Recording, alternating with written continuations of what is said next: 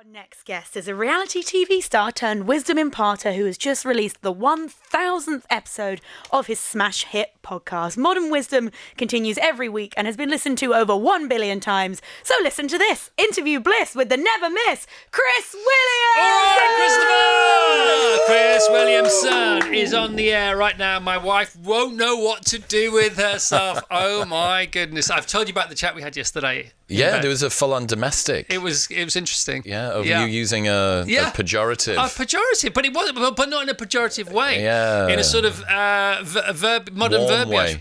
Yeah. Well, I thought in a Williamson way, to be honest. Very true. I'm trying to get her over the line, and I'm pushing her further. Repurposing swear words into acceptable terms is a very British thing to do. Exactly, Chris Williamson. Mm-hmm. So, Christopher, for people who don't know, give us your elevator, not pitch, but your elevator CV. Okay, I was a club promoter in Newcastle for a long time, professional model, DJ, party boy, all of the red flags that you wouldn't want in your son-in-law, I suppose. Got to the end of my 20s and did Take Me Out and Love Island. Again, I'm really not selling myself here with any sort of intellectual legitimacy. Realised I was an adult infant, sort of nearly 30 years old, and wondered whether me in a small pair of swim shorts was the most that I had to offer reality.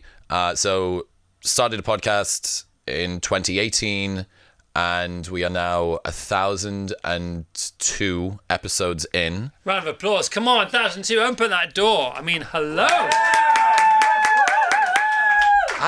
Why don't we have, there's Dean, my creative director's outside. Why don't we have this much gas happening for me? I want a team of cheerleaders. Then we wouldn't have anything else to do, anything left to do in this world of live radio, which we are clinging to. Yeah, I suppose so. But I guess you do pay them, so they kind of need to do what you say. Well, I don't know. Is that projection? Probably, yeah. I mean, the only reason he's holding that camera is because he needs to put food on the table. Yeah. So did that, moved to Austin, Texas about 3.5 years ago. And everything's gone pretty vertical from then. Okay, so first ever podcast. What was it? How long was it? What was it like? What was it like? It was with my friend who was rowing the Atlantic solo, and it was filmed in my old office on Osborne Road in Newcastle. It was on a single iPhone with a Blue Yeti USB mic propped in the middle of the table, and I kept saying, And if you want to go back and if you think I don't have the capacity to be able to start a podcast, go back and look at how terrible I was when I began. I don't remember your first ever one, and maybe I saw your first one, but I remember them straight off the bat thing. And you had something about you, Chris, straight away. You had something about you. There's something going on. There was an intensity. There was a purpose. Maybe you didn't quite know the sort of the path that you were going to go on, but there was a flavour there. When did you start to? When did you get your first paid ad, for example? When you made your first money out of it? Probably. Podcast? 100 episodes in, maybe 100-ish. What was it for? 2 years. Oh, God. Probably supplements of some kind. I think it was with the Protein Works that may now be defunct as a company. Not because of me, I promise. It would have been supplements, and then it took 3 or 4 years for me and him to not lose money, to be net negative. Right. So it was very much the side project thing. And there was a tipping point. Yes, and then you do reach a tipping point. And was that in America or was that in the UK still? Beforehand. It was COVID shut down all nightclubs, so it meant I went to go full-time on the show. All right. And what was the first memorable podcast, your first memorable episode? I mean, look, James Clear was important to me. Rory Sutherland from Ogilvy was a tour de force, and that was episode 50-ish. But the real sort of big first one was Peterson. So I had Jordan Peterson on back end of 21 or mid 21, and this is just after he came out of his rehab from his benzo challenge, and that was a real sort of pinch me moment. He asked, so what do you want to talk about today? And I couldn't get my words out. It was like I was garbling them, like trying to talk to a hot girl, and it was really lovely. And then it went well, and he said a load of nice things about me, and that was very reassuring. That was very. Did the views or the listens exponentially increase? Yeah. But I mean, it took a long time. It took 3 years to hit 100K. 3 years to 100K. Is that subscribers? Yes, on YouTube, and then it took another year to hit 250. But then only, I think, 18 months after the 250, we were at 2 million. So Okay. it goes very vertical. When did you leave the UK to go to Austin? Back end of 2021. Right. Tell us about that decision. It's the center of the world for writing and podcasting at the moment. And Newcastle, as great of a place as it was for my club promoting career, it wasn't exactly the hotbed for cosmopolitan guests flying through. Yeah, and you might as well move to Austin as opposed to London. What's the difference almost? I was ready for a change of scenery and a change of culture. Yeah. Lots of great things about the UK, but I needed a bit more enthusiasm. And for all that they are, Brits take the mick out of Americans, they have really great enthusiasm. They have sort of permanent first-line cocaine energy at all times. Because they're a young nation, I suppose, and that's sort of the collective energy, isn't it? So you land in Texas. What happens next? I land in Texas with creative director Dean. We drive straight to San Antonio. Yes. We record an episode with Jordan Peterson in the Alamo. I go straight from there to Jordan's jet, and we fly to New York. He's got his own jet. He rented a jet. He's not like 50 Cent. Anyway, he might be. And then I land in New York, and I go to Douglas Murray's house, and I'm having Cosmopolitans at 3 a.m. Right. And that was the first day in America. And I thought, if this is what the rest of it's like. Are you in a hotel or are you in Airbnb or what? Airbnb for months. For months and months. I was recording the episode. People can go back. Anything from probably 500-ish or something after Peterson 1. Oh, sorry, after Peterson 2. It's me in random Airbnbs and hotels. It's still very spit and sawdust. It still is. Yeah, I remember when you did the first few episodes when you were in Austin, Texas, and I didn't know you were, but I could just tell you were in a different country just from the inside of the room. It's so weird. I love how much you've gone into the deep cuts of modern wisdom here. It's great. And you were playing, we just did this big episode 1000 with McConaughey, which people should go and check out. I really, really loved it. I think he's great. He's the most charismatic person I've ever seen.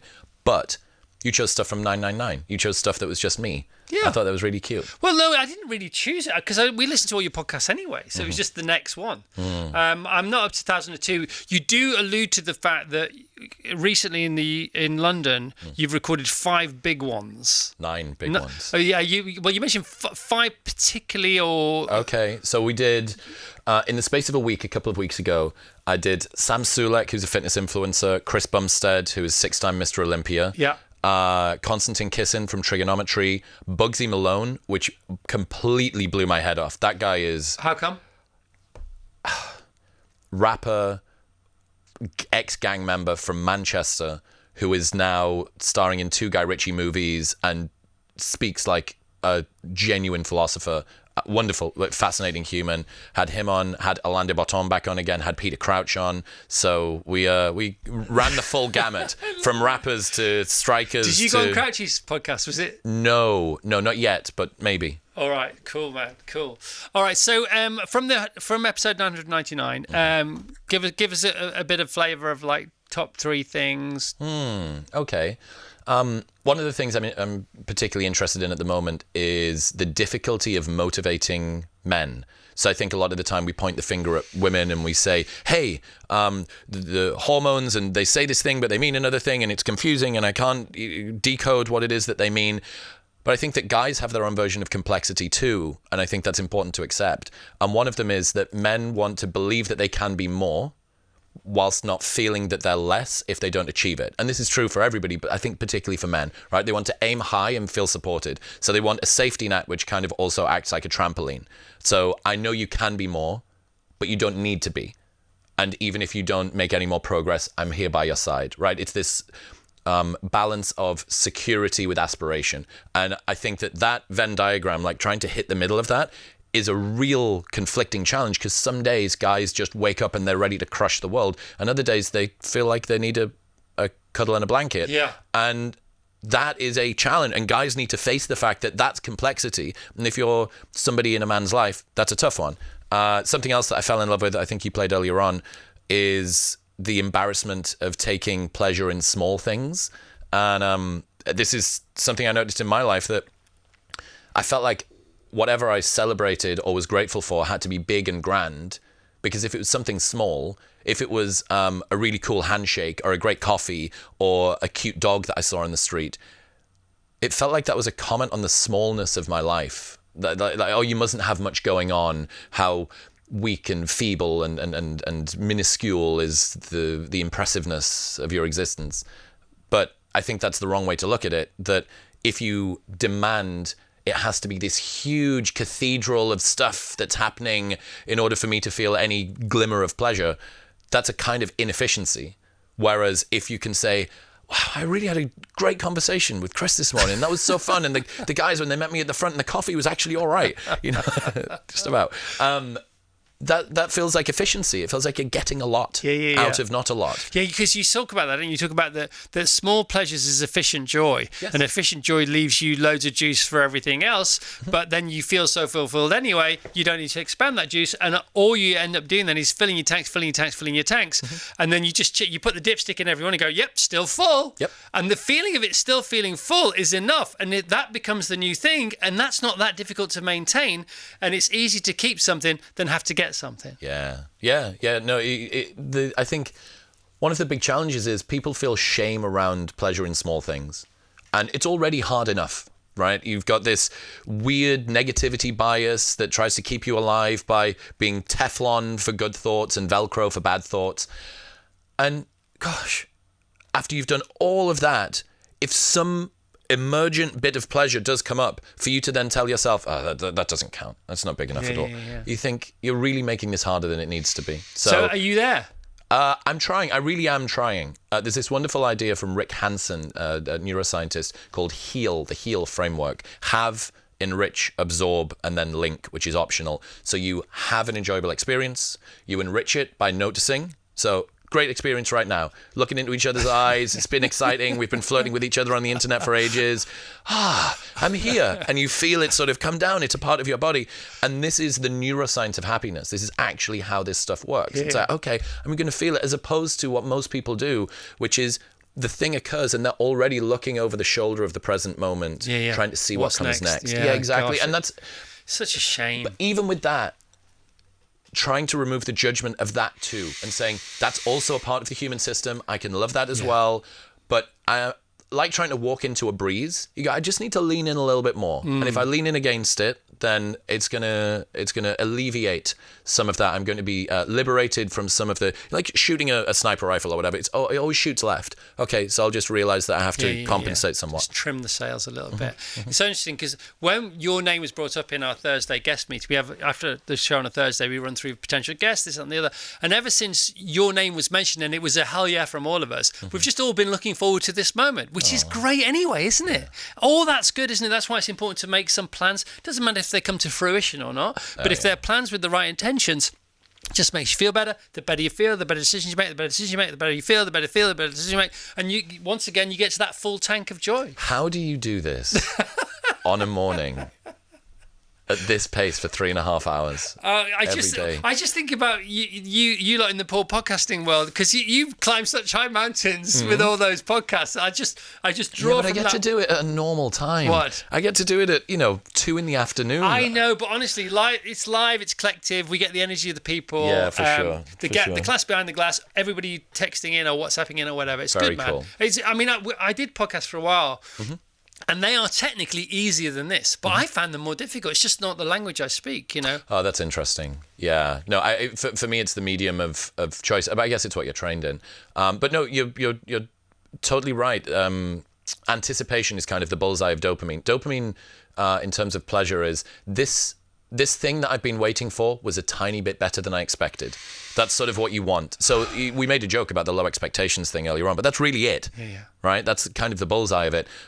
It's one of the reasons why booking holidays 18 months out, it's a wonderful way to get way more value out of the holiday, even if it's an expensive holiday, because you're thinking, the cocktail menu, and we'll look, that's the seat that we're going to sit at, and Thinking it through. We went to see Oasis last Saturday, and Tash and I had a big discussion on Saturday morning of what was the best way to go, so we didn't ruin our night by it taking an infinitely painfully long time to get home or get out of the car park. We just thought it through, and the fact we had a plan. I mean, it actually worked out, the plan in the end. But the fact we just invested even more than we'd already invested into it just works. And also, you don't mind reinvesting, compound investing, if you like, into a future event, time, appointment, date, whatever you like, if it's the right decision in the first place. And that's a great indicator of whether it is the right decision. If you then find, further investment, not an effort, but an excitement. I think that's really cool. Yeah. Tell us about you going on tour. So you did a gig about this time last year, 3,500 people at the Apollo in Hammersmith, at the Eventum Apollo. Wow, wow, wow, all the wow. Did you have your act sorted? Are you still fine-tuning? Do you know what Chris Rock feels like now when he has to go out and do all these small comedy clubs trying to get a good hour when he gets together? slapped in the face. No, I managed to avoid that. Nobody's going to slap you in the face. Yeah, Nobody in their right mind. Yeah, well, yeah. We'll see. We'll see if I can make that happen in America. Yeah, look, I've been doing live shows for about 2.5 years now. We did one in the Eventum Apollo last year. That was great. Sold out 3,500 people. We're going to be coming back to the UK next year. We're going to be doing something really special. Tell us about the jam. Tell us about your on-stage jam. It is 90 minutes of me with no slides, desperately trying to hold it together. Right. No, it's really fun. There's a bit of stand-up at the start. There's some of the lessons, wisdom, me bits and stuff like that. Constructing a live show was a little bit of a challenge because I know how to make a good YouTube video or podcast. Yeah. But it's just me staring into 7,000 eyes, hoping for the best. Can we just give him a round of applause for this? Because this is not really what he's been doing for 7.5 years. But he's doing it now. We've got Ben Elton on in a bit, and Ben's done it all, you know what I mean? I really want this with me at all times. Yeah. I want to be able to put you in my pocket and be able to open it up whenever's required. They travel light. Okay. I'm going back on tour, US and Canada, 10 dates. It's cool because it's a domestic tour. Yeah. So it means you go Thursday New York, Sunday Toronto, back home. Yeah. Boston, Denver, Chicago, back home. It's really cool. So you get to live your life and you get to be on the road at the same time. It's a new way. Yeah, I'm super excited. So we do that, and we'll be back. We're doing Australia, New Zealand, South Africa, Bali next year, and we're going to be back in the UK probably about a year's time. All right, I hope you can tell I could talk to you all morning. This is not me wrapping up, but it's me just saying there's so much more I want to ask about that, but I'm going to have to pivot to this YouTube series that started yesterday. I saw episode 1. What is it? Why is it? Where are we with the story, the narrative? Okay, so America is good for a lot of things, but it has a lot of environmental toxins, and the food system is less stringent than elsewhere in the world. McDonald's fries in the UK have 3 ingredients. One of them salt, which is optional. In the US, there's 15 ingredients. That means if you're an immigrant who is not used to, in terms of environment, air quality, food quality, a lot of the time there are some dysbioses that come along. And I got progressively more tired, sad, and stupid. So very forgetful, very low mood, and low energy all the time. To the extent you forgot how to tie your shoelaces. There was one day when I looked down and I couldn't remember how to tie my shoes. That must have been terrifying. It's been the most difficult thing I've ever had to deal with. And not to bring the mood down, because it's all high energy stuff in here. But I released this vlog yesterday, which kind of tracks the health journey for the first 18 months or so, up until about 3 months ago. The day that I was supposed to start filming with this videographer, I got the diagnosis I had Lyme disease, then toxic mold exposure, EBV, CMV, Candida, H. pylori, roundworm, liver fluke, heavy metals, BPAs, everything that you can get from complex illness was there. And you had the top 10, didn't you? Yeah, pretty much, yes. So there is a list, and COVID, all the rest of this stuff. Anyway, when you're doing that, you're kind of like Sherlock Holmes trying to cross off potential suspects. I feel bad. Here's a load of tests. If I ran these tests on you, loads of stuff would come back. Yeah. But if you feel fine, it doesn't matter. Okay. So what you're doing is red herring, red herring, red herring, red herring. You're crossing off all of these things. So one pathology per month. Last year I got rid of one. Oh, this one's all sauna. This one's all IVs. This one's antibiotics. This one's more antibiotics. This one's herbal antivirals. This one's something else. And we're now at the stage where I'm functioning a little bit better.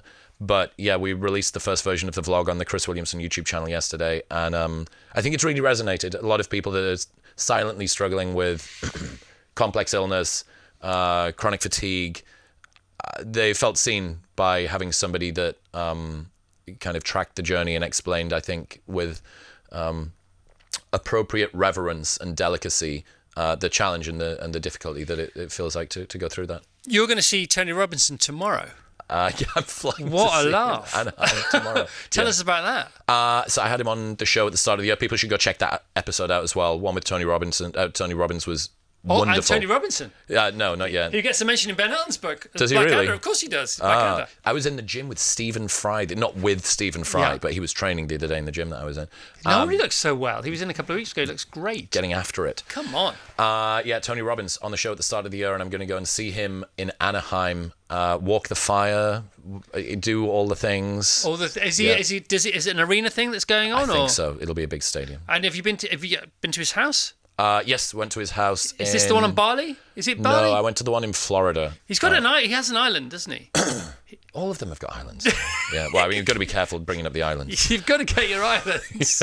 Do you have an island in mind? No, I think having an island has got bad brand image Now. at the moment. Yeah. So maybe wait for 10 years, see if it can come back around. All right. Okay. We were watching Eli and I, who's getting better now by the day, thank God. Our 13-year-old who's had an infection, a bacteria in his bones.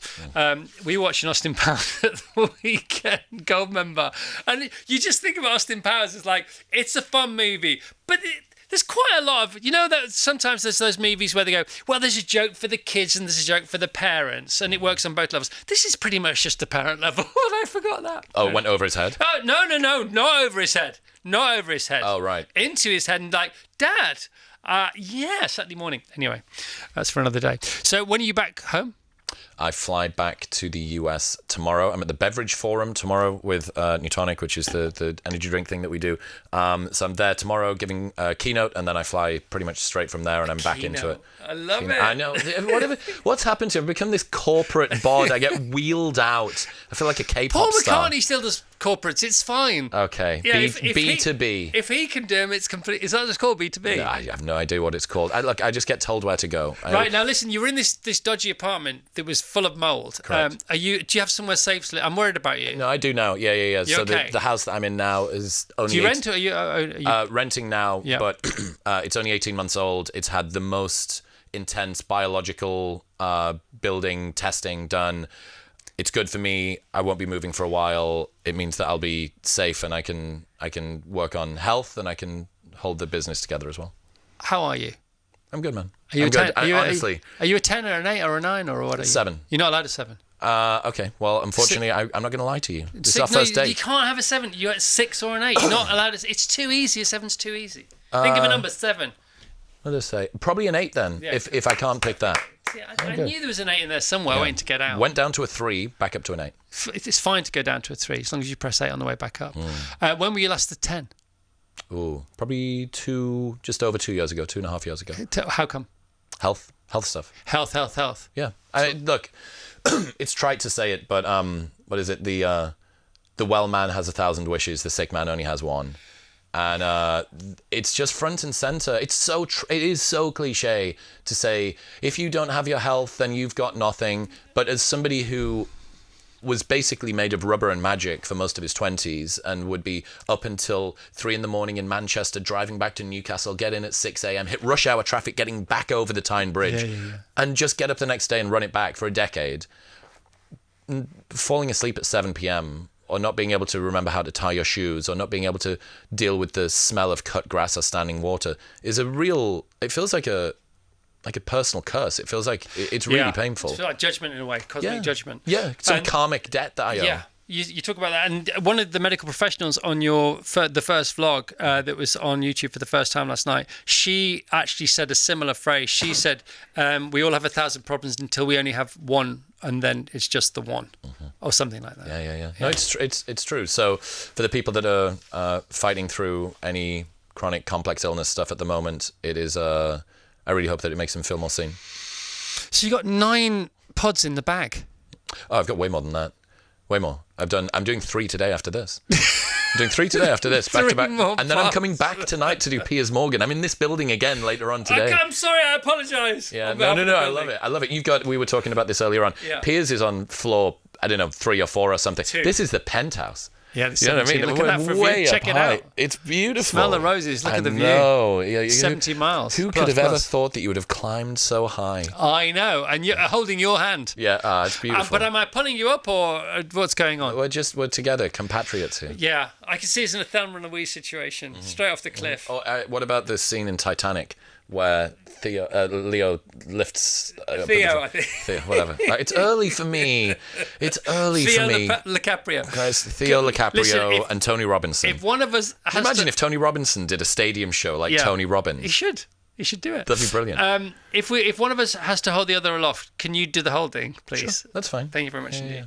I can't wait to see what you are like tonight on Piers' show after this 3 podcasts, and then you're going to get a right Piers Morganing. Yeah, oh God, Piers, take it easy on me. Yeah, mate. you've been on his show before, haven't you? I have. I saw you. I have. He's very good. He's a sweetheart, but he gets excited. He's a big beast, and he's coming to get you. Bring it on.